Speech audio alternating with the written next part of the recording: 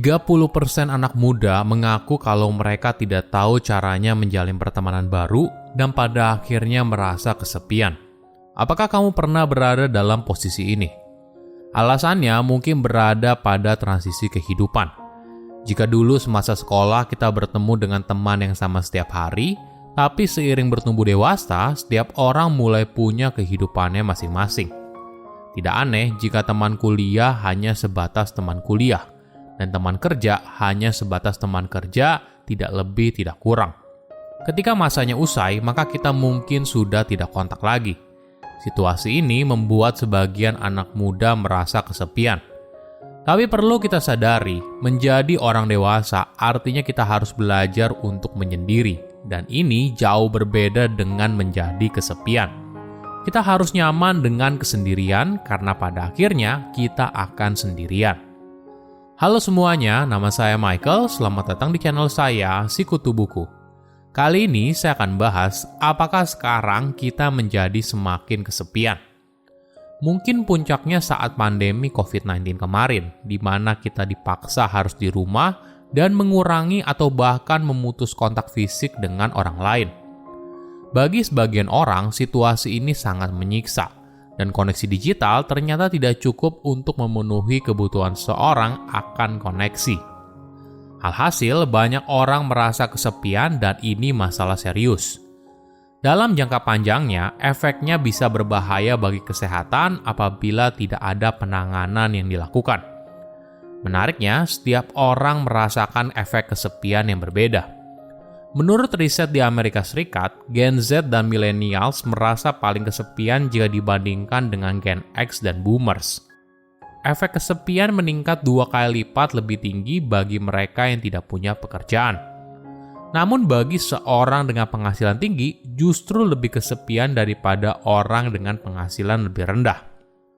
Tidak heran jika kamu mendengar berita kalau di dunia barat sekarang sedang mengalami epidemi kesepian. Jumlah orang yang merasa kesepian terus meningkat sepanjang beberapa puluh tahun terakhir. Kesepian tidak bisa dianggap sebagai sesuatu yang sepele. Peneliti mengungkapkan, efek perasaan kesepian justru punya efek merusak kesehatan seperti halnya kamu merokok 15 batang sehari. Pada tahun 2018, pemerintah United Kingdom menunjuk Menteri Urusan Kesepian. Ini menunjukkan kalau kesepian tidak lagi dipandang sebelah mata dan sudah dianggap sebagai masalah yang serius.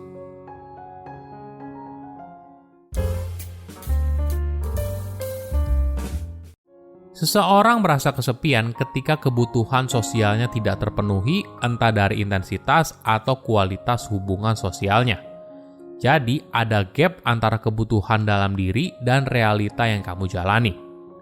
Ibaratnya, ini seperti sebuah expectation game. Jika kamu tidak punya ekspektasi untuk memiliki hubungan sosial yang intim dengan seseorang, maka kamu tidak akan merasa kesepian. Jadi, mungkin saja kamu setiap hari dikelilingi begitu banyak orang, ada teman kerja, teman nongkrong, keluarga, dan sebagainya, tapi di sisi lain kamu masih merasa kesepian. Gap antara ekspektasi dan realita membuat kamu merasa kesepian. Bagi anak muda, transisi kehidupan merupakan tantangan yang harus mereka atasi dengan baik. Misalnya, ketika mereka lulus kuliah, kemudian melanjutkan ke universitas, pindah ke kota atau negara lain, dan ketika berusaha menjadi orang dewasa seutuhnya. Jika mereka mengalami kesulitan dalam menavigasi transisi kehidupan tersebut, maka ini bisa jadi pengalaman yang diasingkan. Wajar saja saat masih duduk di bangku sekolah, kita bertatap muka dengan teman setiap hari. Namun ketika transisi dari sekolah ke bangku kuliah, kamu mungkin saja bertemu beberapa teman. Tapi belum tentu kamu punya koneksi yang dalam dengan orang tersebut. Sebagai orang dewasa, mungkin kita perlu belajar menyendiri tanpa merasa kesepian. Dalam bahasa Inggris, dua hal ini memiliki penggambaran yang jauh berbeda. Kata loneliness digunakan untuk menggambarkan betapa sakitnya kesepian. Sedangkan kata solitude justru digunakan untuk menggambarkan glorifikasi dari menyendiri.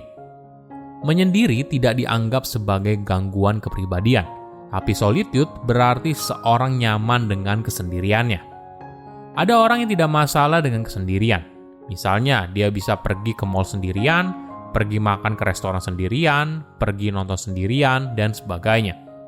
Namun di sisi lain, ada orang yang justru tidak bisa melakukan semua itu. Mereka merasa aktivitas yang disebutkan di atas harus butuh teman, dan jika tidak ada, maka hal ini akan membuatnya merasa sedih. Jadi, kita harus memahami perbedaan keduanya.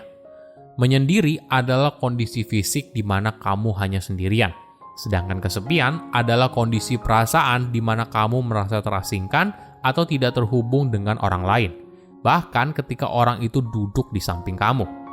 Mungkin bagi sebagian orang yang merasa kesepian, solusi utamanya adalah dengan mencari pasangan. Logikanya sederhana, jika kita sulit punya teman yang selalu standby setiap kali kita butuh kehadirannya, maka pasangan bisa jadi solusi terbaik. Karena pasti dong, orang tersebut berusaha untuk selalu ada bagi kita. Tapi apakah ini pilihan yang tepat? Belum tentu. Bagaimana bila ada kalanya pasangan kamu menjadi sibuk dengan hidupnya? Bagaimana bila kamu menjadi terlalu tergantung dengan pasanganmu? Pada akhirnya, hubungan ini justru menguatkan rasa sakit dan tidak bahagia yang ada di dalam diri. Dua orang yang kesepian memutuskan bersama, lalu mereka berharap tidak lagi kesepian karena ada pasangan yang mendampingi. Tapi mungkin saja, ruang kesepian yang ada di dalam diri mereka justru membesar. Cinta yang sejati bukanlah obat yang ajaib untuk melawan kesepian.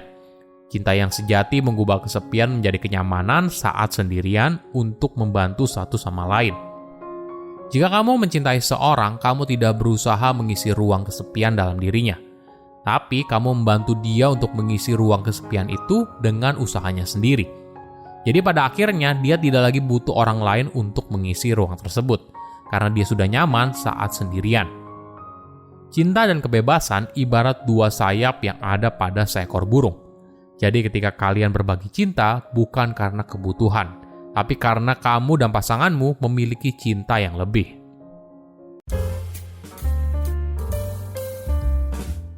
Apa yang kita lakukan jika kita merasa kesepian? Kita mungkin belajar untuk menghidupkan lagi koneksi. Koneksi dengan diri kita sendiri, koneksi dengan orang sekitar, dan koneksi kita dengan dunia. Oke, kita bahas satu persatu ya. Pertama, terhubung lagi dengan diri sendiri. Setiap orang pasti menjalani momen sepi dalam dirinya. Setiap orang pasti menjalani momen sepi dalam hidupnya. Merasa sepi bukan artinya ada yang salah dengan dirimu.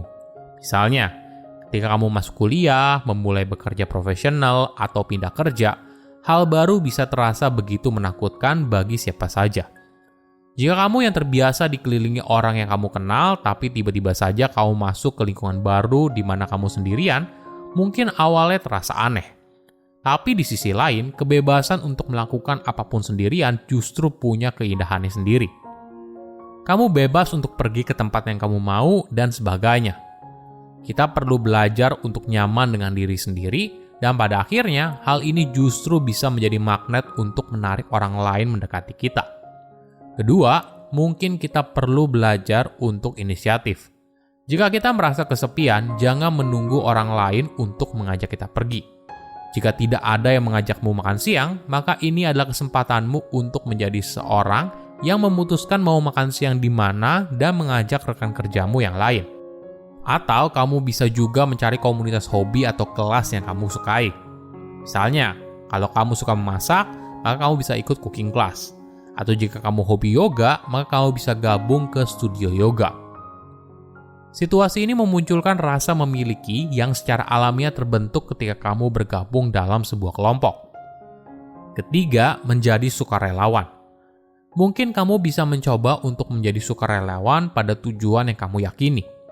Selain memberikan pengalaman baru, situasi ini juga memunculkan jiwa altruisme, dan mungkin saja bisa membantu kamu menemukan makna dari hidup yang kamu jalani sekarang. Silakan komen di kolom komentar pelajaran apa yang kalian dapat ketika tahu informasi ini. Selain itu, komen juga mau tahu informasi apa lagi yang saya review di video berikutnya. Saya undur diri, jangan lupa subscribe channel YouTube Sikutu Buku. Bye-bye.